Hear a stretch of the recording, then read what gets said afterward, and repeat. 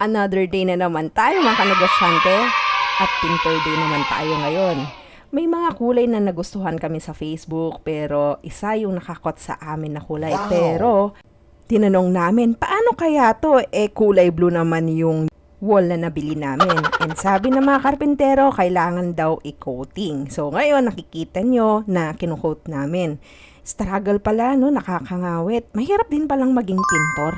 Yun pala yung parang akala natin, okay, akala natin madali. Pero kapag tayo na yung nandun, mahirap din pala. May isang lesson akong natutunan habang nagpipintor ako dyan. Na hindi dapat natin pagtawanan kung karpentero sila, hindi dapat natin pagtawanan kung magsasaka sila or mangingisda sila. Kasi guys, sobrang hirap din pala yung ginagawa nila. And to think na hindi lahat kayang gumawa noon, hindi lahat gustong gumawa noon. Kaya kung ikaw ang nasa sitwasyon nila, kailangan mong gawin. Kaya pala no doubt, sa Japan, sa Germany, sa US, ang taas ng sahod nila. Back tayo, ayun, chinecheck na ni Papa kung tama yung ginagawa ko. Kasi nga, first time namin gawin to. Anyway, back to the truck.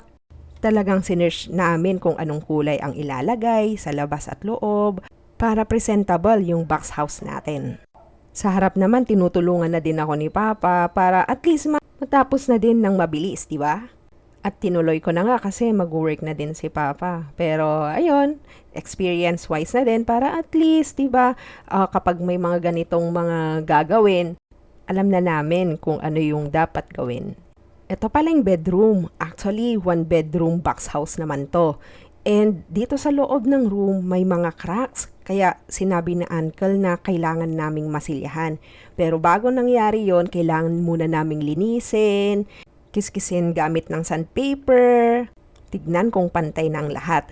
Para magandang kakalabasan ng ating bodega, Wow! turn to box house. And ito nga. At kinabukasan, tinuloy ulit namin. Kailan kasi naming maagang gumalaw kasi sobrang init na kapag mga alas 9, alas 10. Ganito kapag sobrang motivated kang matapos kasi kailangan mong gumalaw ng maaga, kailangan mong gumising ng maaga. And nakakatuwa kasi alam namin na dadating yung araw na magiging another source of income din namin to. Ito pala yung kulay na nagustuhan namin. Actually, dapat lighter nga pero okay lang yan para at least nakitang-kita ang ating box house. Super excited na din kaming matapos to. Pero bago yon, marami pang gagastusin. Alam namin na marami pang gagastusin. Pero okay lang, alam namin din na may babalik din, di ba? Excited na din sina mama, sina papa, yung mga kapatid ko na matapos. Kasi nga, akala nga namin bodega lang to. Kaya hindi namin pinaganda nun. Pero ngayon, dahil alam namin yung opportunity na darating at alam namin yung market dito sa amin, kaya ginawa din namin to. Sa buhay, kailangan mong may mga source of income. Hindi lang isang source of income. Kung gusto mo talagang makaipon, kung gusto mo talagang mag-grow sa buhay, kailangan mo ng madaming source of income. Kasi kung isa lang, for example, isa lang yung job mo, isa lang yung source of income mo, and then suddenly mawalan ka ng trabaho, at least meron yung mga other source of income na sasalo sa'yo. Diba? Kaya kung ikaw, bata ka pa lang, kung ikaw, 18 years old, kung ikaw kakagraduate, kailangan mong kumayod na ngayon. Kaya pagtungtong mo ng 30 years old, may ipon ka na, may sarili ka ng sasakyan, may sarili ka ng bahay, nakakapag-travel ka na. So that time, diba, insured ka na. Kaya habang bata ka, kailangan mo ng another source of income or multiple sources of income. Diba? At dahil tanghali na, kailangan na din namin maglagay ng mga stocks sa pwesto. Kaya samahan nyo kami!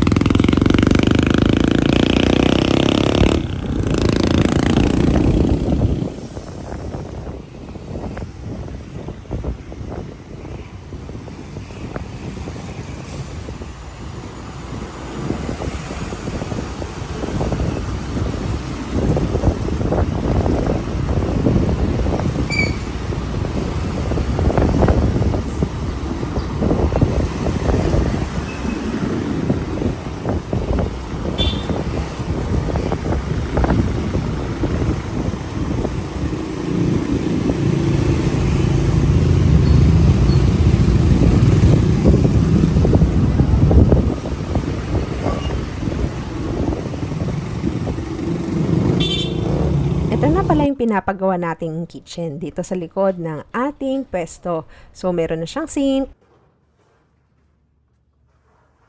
And all throughout, nasementohan na din.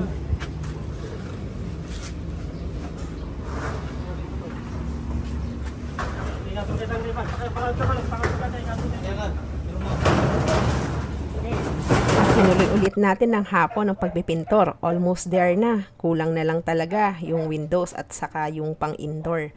And nakikita nga natin na parang cute yung napili naming pintor, di ba? Anyway, so ayan, tinitignan ko kung may mga naiwan pang na hindi pininturahan.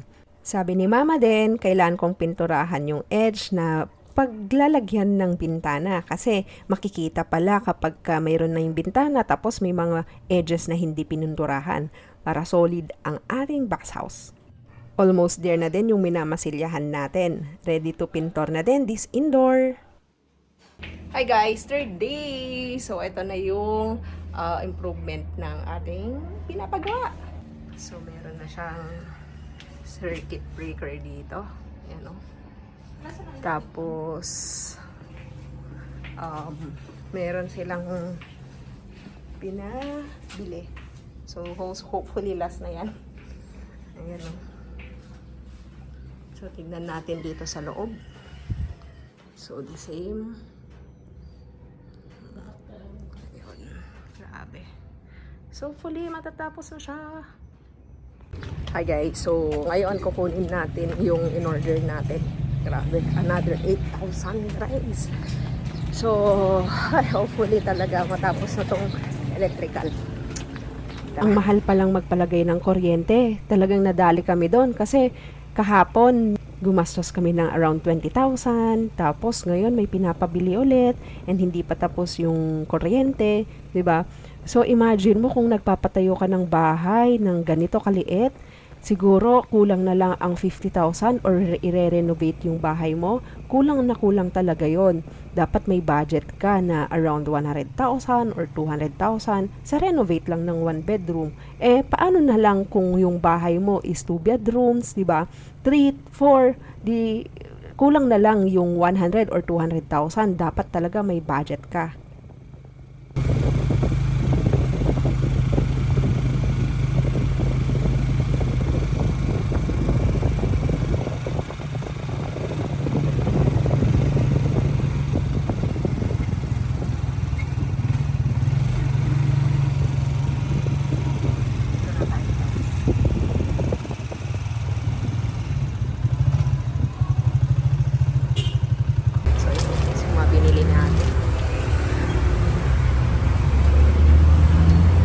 So, ito yung box house. So, hopefully matatapos na siya. Yun. Ayan. So, tayo pala yung nag-paint dyan. So, almost there. Ayan. So, may mga plano dito. Lalo na dito sa labas ng bahay. Ayan. So, actually ito, bodega to. Tapos, sayang din. Kaya, itatry natin ipa-transient. So, ngayon, ongoing yung pagpapaayos ng electric. Ayan. So, actually, itong mga to, nauna pang nilagay. Tapos, babaklasin lang din pala. Grabe, guys. Ang mahal magpagawa ng bahay. Ayan. Oh. Grabe. So, baklas lahat. Sayang yung araw na nabayaran before. Ayan. So, ito yung kusina pala. So, yun. So, ngayon, per outlet yung singil ng electrician. Ayan. So, ilalagay ko dito mamaya kung how much yung initial na binayaran namin. Ayan. So, ito pala yung CR. Ayan. So, magkakaroon din yan ng outlet dyan. So, tignan natin dito sa loob. Oops. Ayan. Grabe, oh. Sana pala hindi namin pinalagyan pa. Ayan. So,